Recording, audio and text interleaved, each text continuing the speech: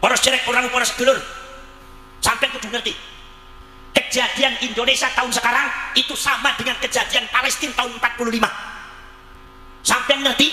Pada waktu tahun 20 sampai tahun 46, tiang-tiang niki saking Eropa itu diangkut dengan kapal-kapal Jerman mampir di Palestina, di pelabuhan Haifa. Setelah turun, ternyata isinya kapal itu ratusan kapal. Ternyata kapal itu isinya adalah orang-orang yang lusuh, tampangannya lusuh, orangnya kurus-kurus. Ternyata mereka adalah bangsa Yahudi Askenazi, di mana yang di Eropanya diusir, di Jerman dibunuh oleh Hitler, yang lainnya nggak diterima. Masyarakat Eropa tidak menerima Yahudi Askenazi, suruh keluar dari bangsanya, suruh keluar dari negaranya.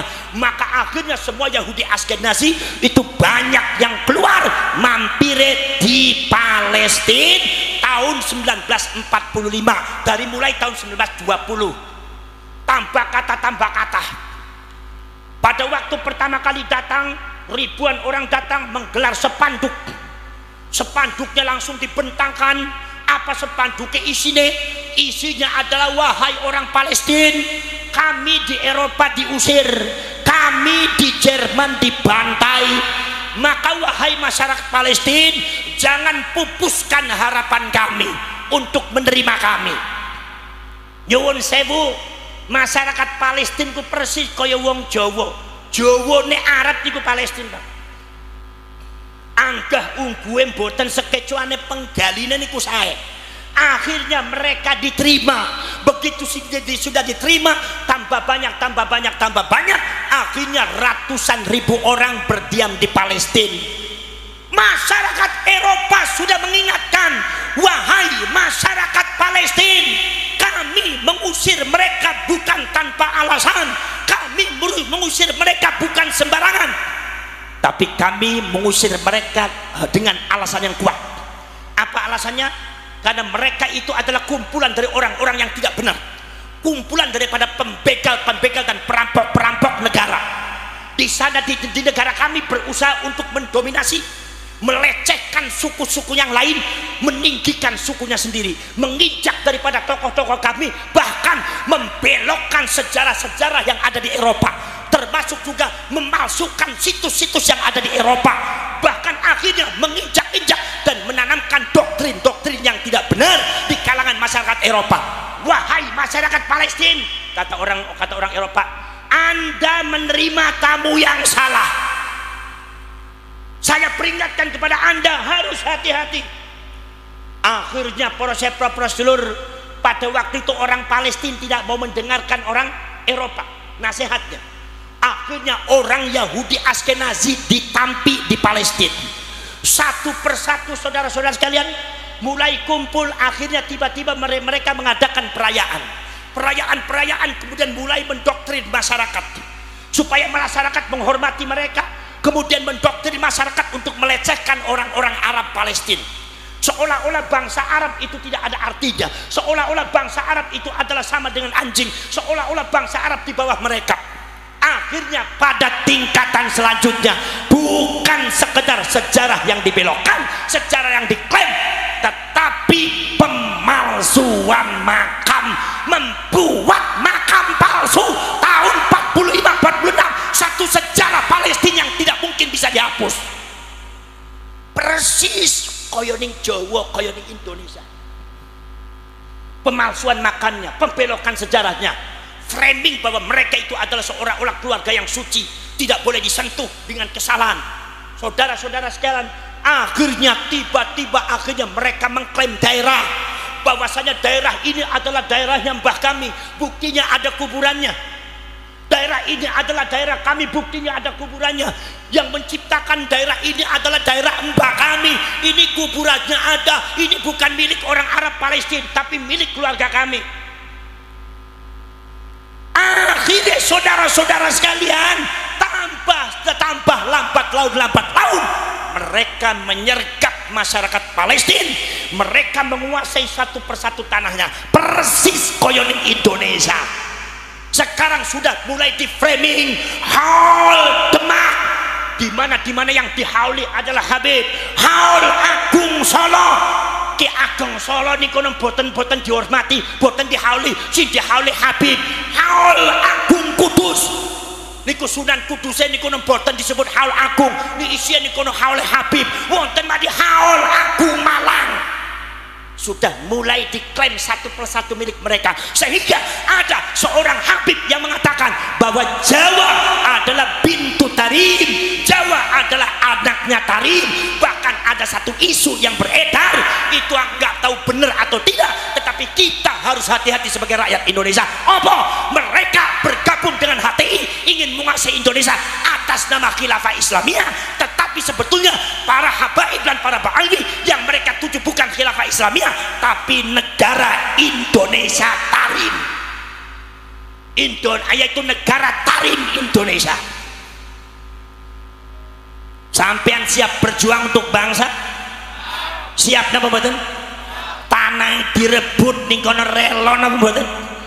Ridho napa mboten? Jangan sampai anak cucu sampean bernasib sama dengan Palestina. Ini data real. Para syarif, para sedulur sedaya mawon, itu saudara-saudara sekalian.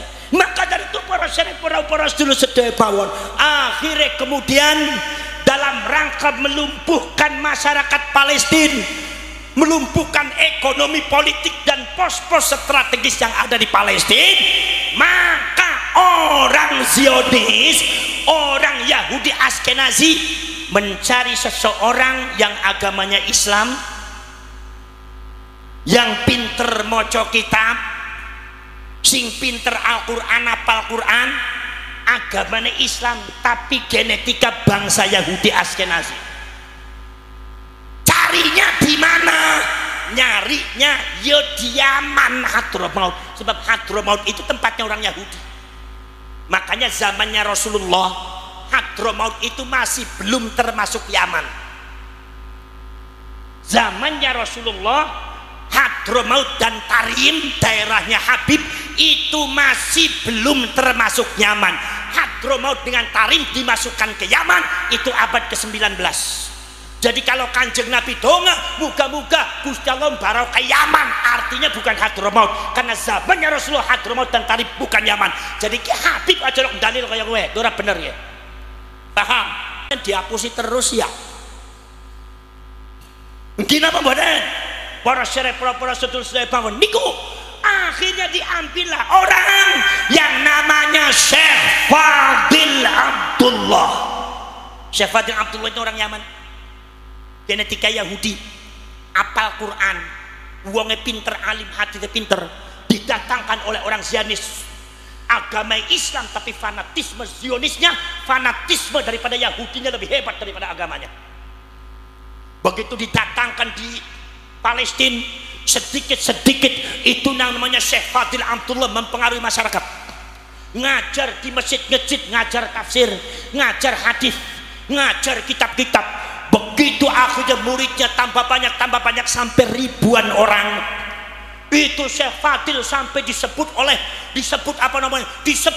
orang-orang Palestina sebagai waliullah, kekasih Allah. Ketika melihat ke atas kelihatan ars dan kelihatan Loh Mahfud, framing yang luar biasa sudah mulai dimainkan oleh orang Yahudi. Padahal dia itu Syekh Fadil Abdullah adalah mata-mata Zionis. Masya Allah, wirid zikirnya luar biasa, mengadakan istighosah untuk keselamatan Palestina, luar biasa. Itu Syekh Fadil Abdullah, muridnya ribuan, muhibbinya ribuan, apal Quran sampai terakhir diangkat menjadi imam besar Masjidil Aqsa. Ngajine teng Masjidil Aqsa, muridnya ribuan, disebutnya waliullah.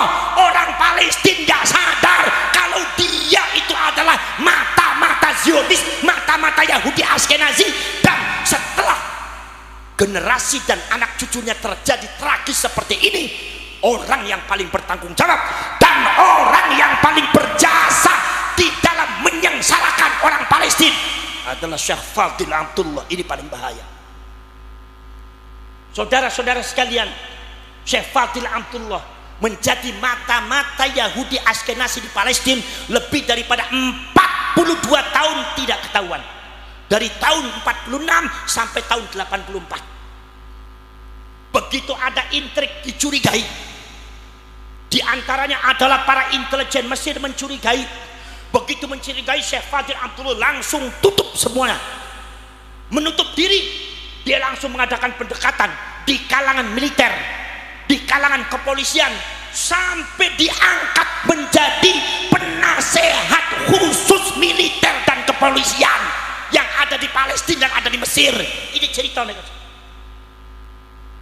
Akhirnya mereka tidak tahu lagi siapa itu Syekh Fadil. Itu hebatnya Syekh Fadil Amtullah, bagaimana mengkamuflasekan dirinya sebagai pejuang. Di saat ceramah dia bicara Palestina, nasionalisme Palestina. Mari kita mujahidin fisabilillah, kita dukung, kita usir orang Yahudi. Mari kita bela, kita doakan kepada para mujahidin yang ada di Palestina supaya orang Yahudi diusir oleh Allah. Kalau bicara nasionalismenya setinggi langit, orang Palestina semua buta, dari barat sampai timur, dari utara sampai selatan, buta menganggap bahwasanya Syekh Fadil Amtullah adalah simbol daripada perjuangan rakyat Palestina. Ternyata beliau itu adalah orang yang paling berjasa menyengsarakan rakyat Palestina. Allah Maha tahu, Allah Maha hebat. Wa makaru wa makarallah wallahu khairul makirin. Mereka bisa berbuat makar, makrul lail, telenge wengi, wong mengendap-endap, semua orang tidak tahu, tapi Gusti Allah Maha tahu. Allah buka semuanya, dan pada akhirnya tahun 84 ketahuan ternyata dia adalah mata-mata Yahudi Askenazi. Sejak tahun 46 dah ketahuan. Akhirnya begitu ketahuan, akhirnya dia dihukum gantung dan pakai ditembak mati oleh tentara Palestina. Tapi misinya Syekh Fadil Amtullah sudah selesai. Misinya Syekh Fadil Amtullah sudah berhasil.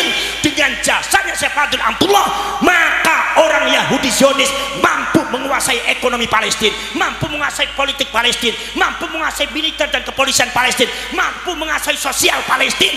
Akhirnya Palestina disergap. Akhirnya dianggap Palestina itu adalah ujung-ujungnya, Palestina adalah negara kami, daerah kami, tanah kami, bukan tanahnya orang Palestina. Sejak itu terjadi diusir, pengusiran masyarakat Palestina sampai detik ini, genosida. Orang Palestina sengsara mau dihabisi di Gaza. Siapa yang sempat itu?